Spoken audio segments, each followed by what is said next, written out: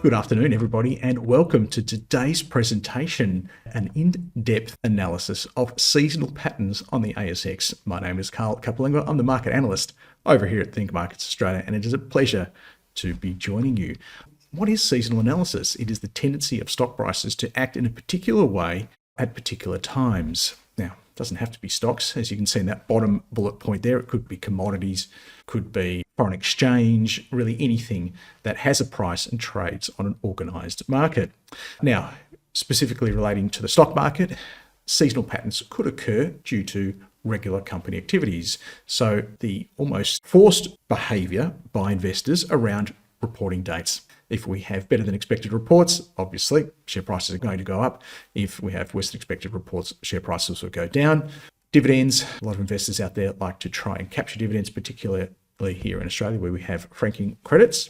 It could also be based upon habitual activity from fund managers, for example, the way they behave around the end of the financial year, the end of the year, the end of the quarter, and even the end of the month. They do need to report their performance and holdings to their stakeholders, and sometimes they like to be out of some of those underperformers for that period and showing some of the better performers as well.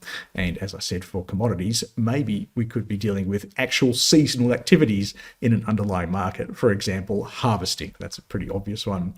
Let's now talk about the possibility that seasonal patterns occur because seasonal patterns occur. So there are investors out there like myself doing this analysis and finding these patterns and then trading upon these patterns. So it's possible as those trading activities occur, the seasonal patterns become self-reinforcing and occur because there are seasonal patterns.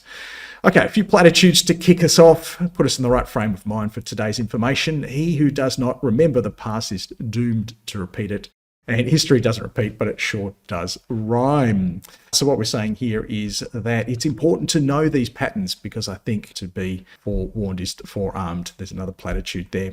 And the final one I'll give you today is there are three kinds of lies, damned lies, and statistics. So to put us also in the right frame of mind that everything you're going to see today, look, at the end of the day, they are statistics. And you can find the best trend in a set of statistics. And those statistics could be manipulated and displayed to you in such a way to cause you to form an opinion. So you do need to take this data that I'm going to show you today with a pinch of salt and form your own sensible opinions on those. And the other thing, of course, the oldest platitude is past performance is not a reliable indicator of future performance. So just because we do find a seasonal pattern in the market doesn't mean that it must therefore continue into the future. You could find the best seasonal pattern and literally on the day you start to use it, it's broken. It never occurs again.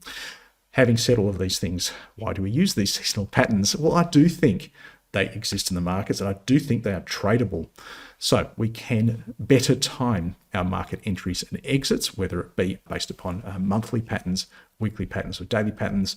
And we could use these seasonal patterns to build algorithmic trading systems. So these are rules-based trading systems that, for example, say buy on the Monday of the second week of January.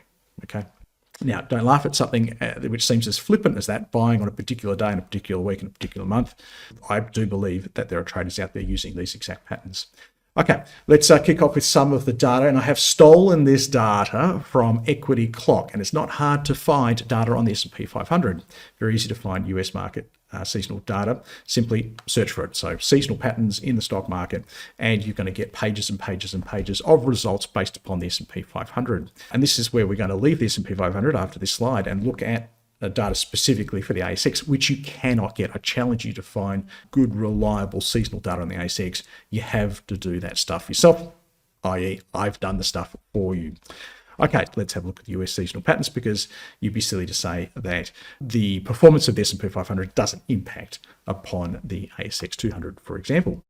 So January, pretty flat, isn't it? There's a little bit of a blip there in February. March is not a great month. And then look at April, like clear as day. April is a fantastic month. The old adage of sell in May and go away starts to kick in a little bit there.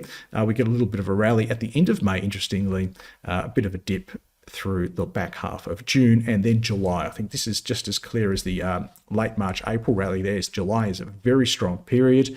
September, most people would assume that September's a bad month for the markets. Look, there have been major crashes that have occurred in September and in October, but that period through late August and September looks pretty good. There's your September dip, however. It does kick in towards the end of September and the start of October. And then really from that second week of October, you get a pretty clear run through to the end of the year. And we often say that period from October really to sort of the first couple of weeks of January is that Santa Claus rally.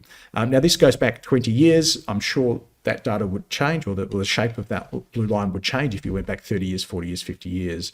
So the other problem, I guess, with looking at this sort of data is you can't go back too far, because patterns that existed very early in the sample may be large enough to, I guess, obfuscate some of the trends that occur early in the sample. And because markets and market thinking and technology is always changing, I do think you need to have a little bit more of a recency bias when looking at some of this data to capture some of those recent trends, and we'll be doing that later on. Don't want to spend too much time on this SP 500 because I want to get to the Aussie data. This is the stuff you can't get. Now, what we're kicking off here with is the All Ordinaries average monthly return over the last 30 years in percentage. Why did I use the All Ordinaries? Well, the benchmark for Australia is the ASX 200, consists of, as the name suggests, the 200 biggest ASX companies. The All Ords is a much older index.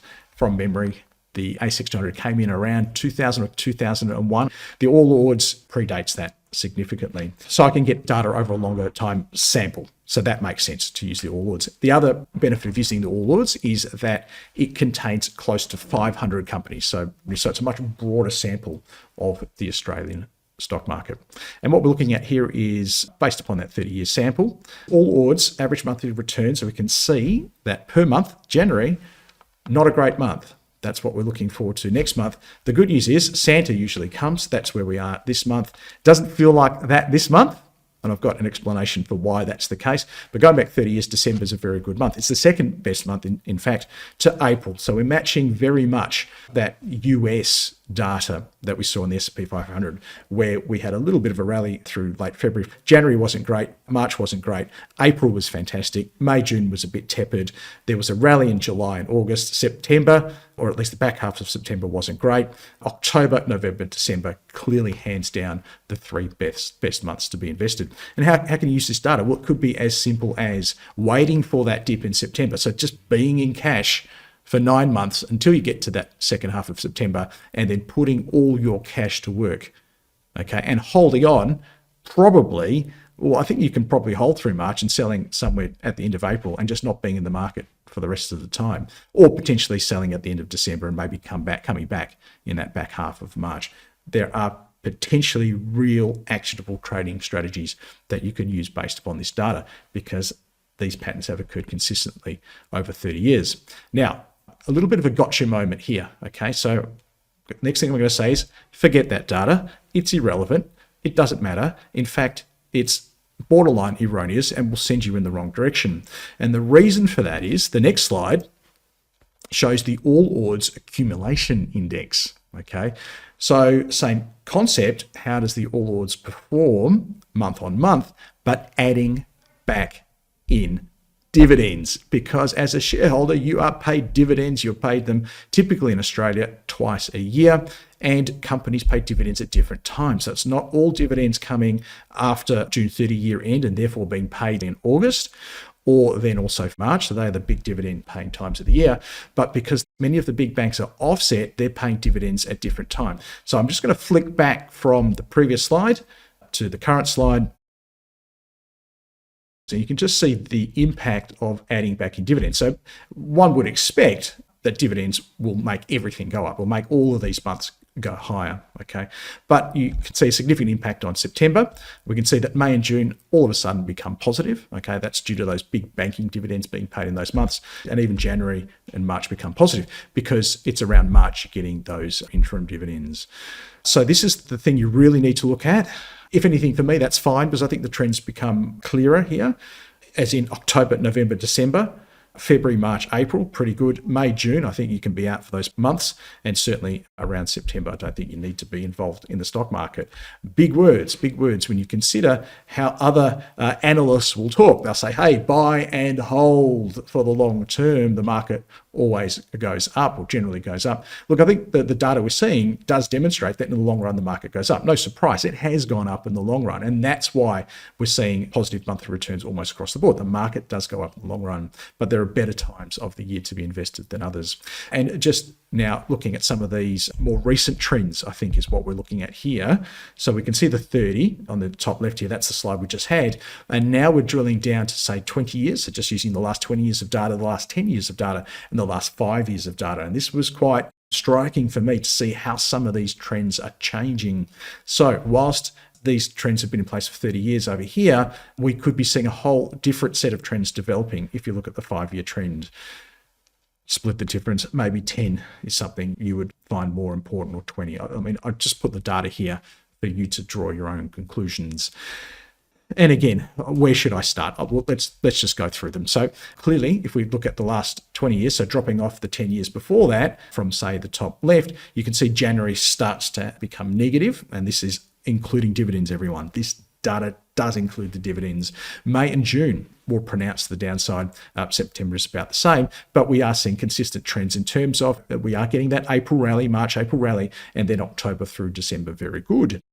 Now, if we sort of draw back to 10 years, it does change a little bit again, but we're seeing March now becoming quite a bearish time of the year. And that's certainly evidenced in the data over 5 years, but some of that's going to be largely impacted by what happened with the pandemic, which comes into that 5-year sample and dominates that sample. Now, if we were to chart that over the course of a year, so using base 100 and then charting from January through to December to get a similar chart to what we saw the blue line on the S&P 500 earlier on, this is what it would look like for the Aussie market on a monthly basis. And I think maybe graphically it becomes a little bit clearer the times you want to be in and out of the market.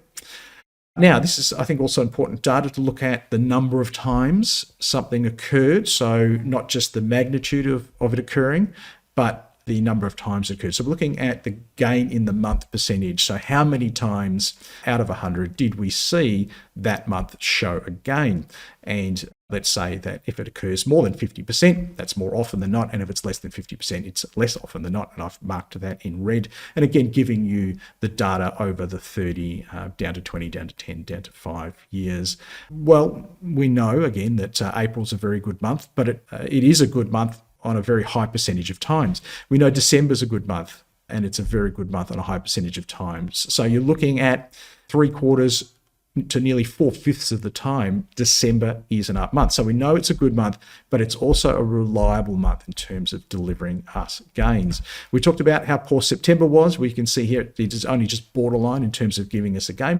In the 10-year and 5-year sample, where we can see just how bad September is, in that more often than not, it actually is delivering us a loss. More often than not, that's the red bars.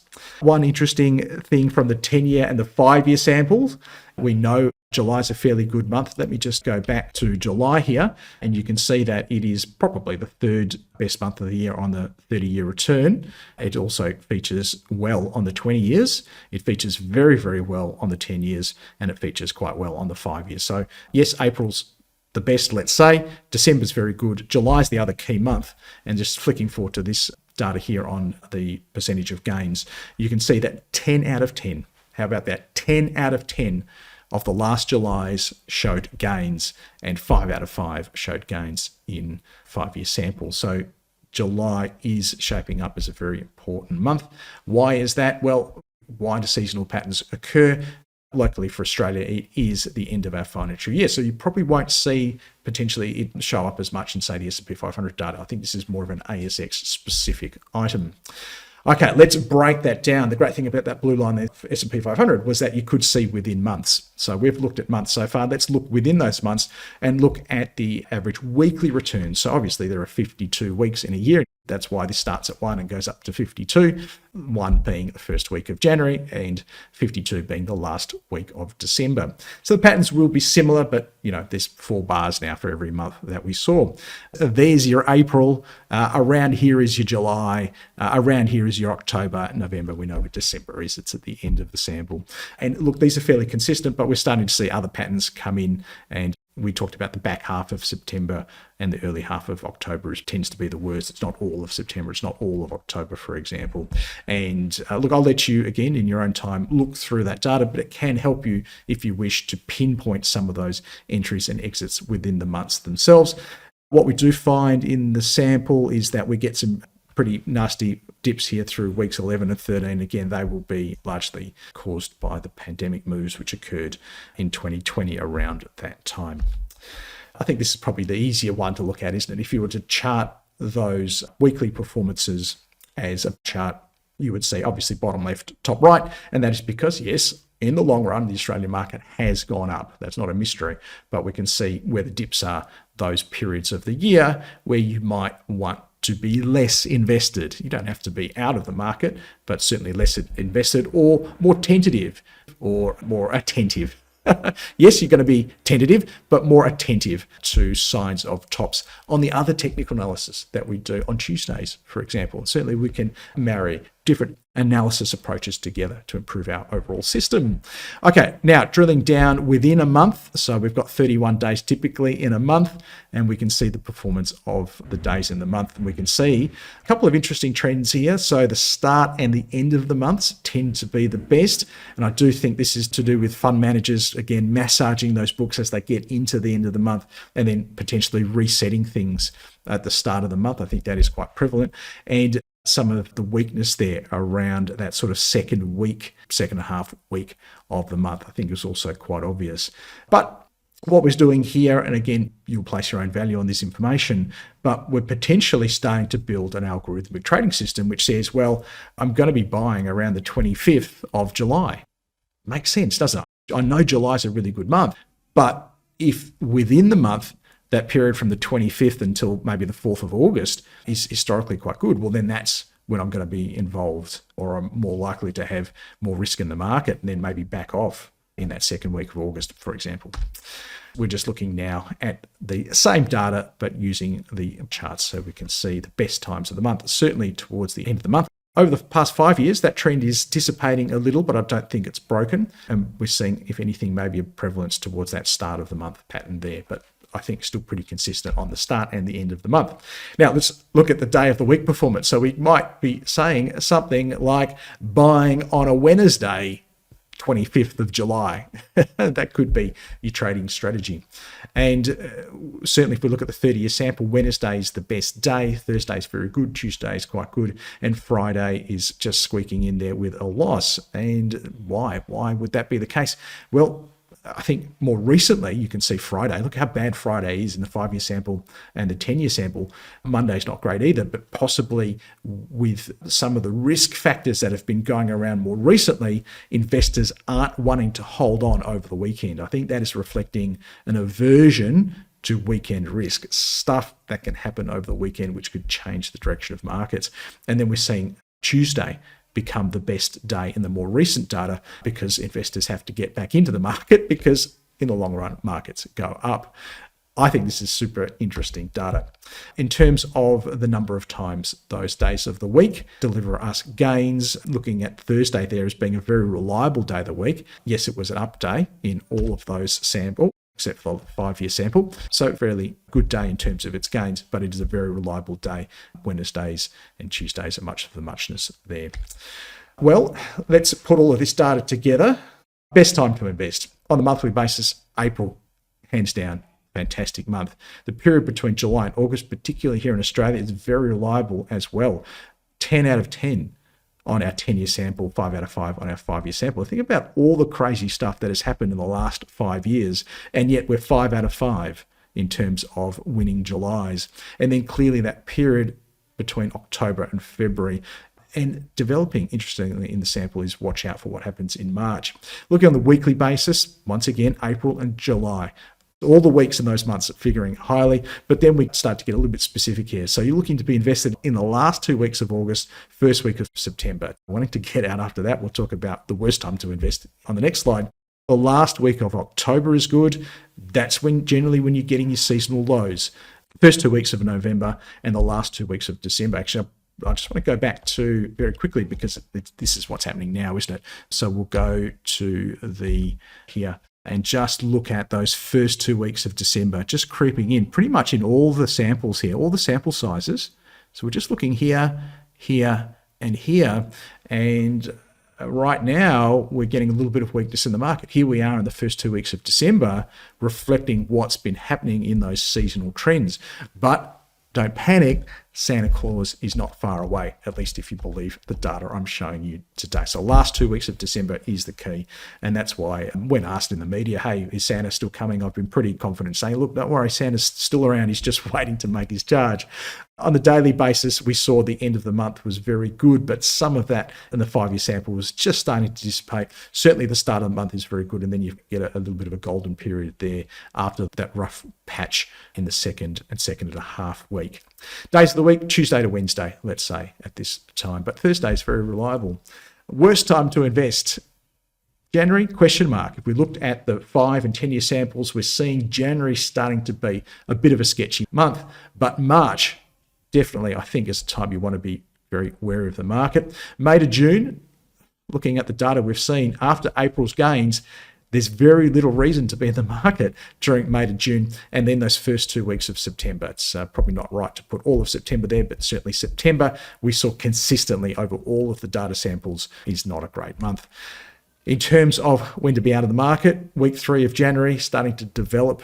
Last 3 weeks of March in line with that. March is not great. Last 3 weeks of June, weeks 2 to 4 September. Last 2 weeks of November, weeks 2 to 3 December. Looking at the daily times you want to be out of the market, 6th of the month, 8th, 12th, 18th, and 20th of the month tend to be the worst. And days of the week, Friday and Monday, we saw very clearly in that sample are not great days to be in the market. Okay. That's the data, lies, damn lies and statistics. Make of it what you will and act upon it in any way you think you need to. My job is just to present it and maybe sort of interpret it a bit. Off you go. If you'd like to join me on Tuesdays at 1 p.m. to do the other type of analysis, the technical analysis, the candles, the price action, the trends. If you're watching me on YouTube, that's how you take part. And the deal here is you bring your portfolio along, you ask questions, I have a look at the stocks in your portfolio, and I give you a technical and fundamental readout where possible.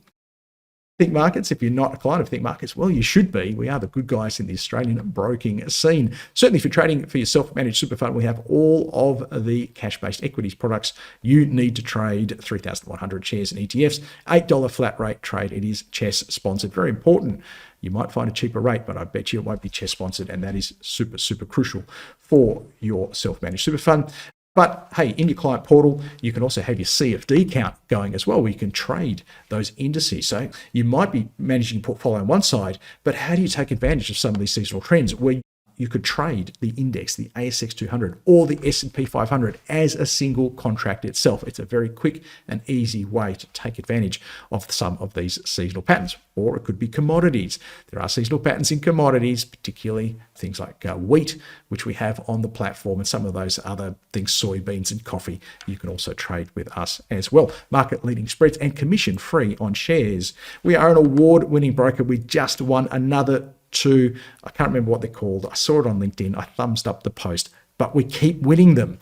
Some brokers out there, they won an award once. We keep winning them because we have an easy to use multi-asset platform, world-class trading apps on your mobile and desktop, and dedicated account manager for you with 24/7 customer support. Head to www.thinkmarkets.com/au for details. If you're watching me on YouTube or any of the other streaming services, make sure you hit the subscribe button to stay notified of my updates. I'm regularly updating during the week, and please hit the like button to let me know you like what I'm doing, so we'll keep doing more of it. Apart from that, it has been a pleasure chatting with you today. Hopefully you got lots out of the information. Go off and start trading those seasonal patterns. All the best. Until next time, bye-bye for now.